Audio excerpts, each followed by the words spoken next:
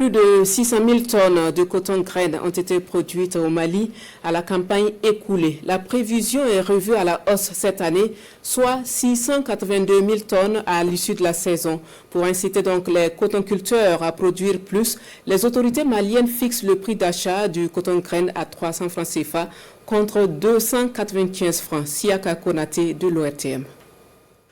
Pour la campagne 2025, le prix d'achat du coton aux producteurs est fixé à 300 francs le kilo. Le sac de 50 kg d'engrais subventionnés à 14 000, celui des engrais organiques à 3 000 francs. La semence de maïs hybride sera vendue à 1 500 francs le kilo. Ces mesures proposées par le ministère de l'Agriculture pour booster la production céréalière et cotonnière ont été entérinées par la session du Conseil supérieur de l'agriculture tenue le 6 mai 2025.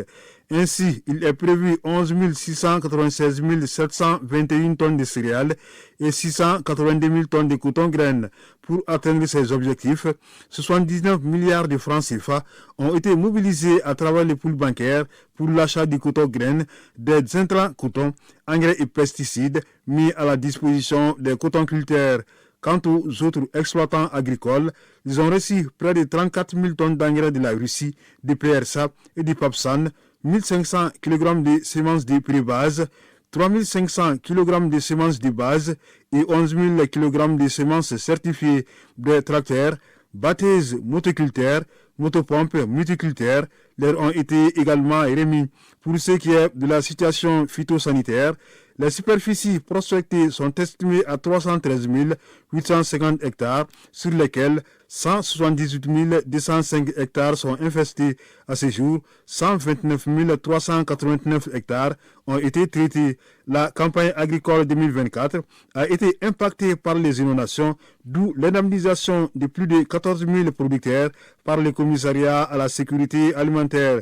2769 hectares de superficie ont été aménagés principalement dans les irrigations de proximité. Les acquis au niveau de la recherche et des technologies sont relatifs à la promotion des systèmes d'irrigation, l'aspersion, le goutte à goutte et le californien, la promotion de nouvelles espèces de cultures fourragères, la promotion des techniques de fertilisation et de conservation du sol. L'un des derniers projets lancés dans le secteur agricole concerne la construction des routes agricoles et des réservoirs d'eau des canaux d'irrigation à Baguineda, financés par le Japon et exécutés par la FAO. Enfin, les organisations interprofessionnelles ont signé des contrats de partenariat avec les complexes agro-industriels Seydou Diogo Awa SDA de l'ancien footballeur international Seydou Keita.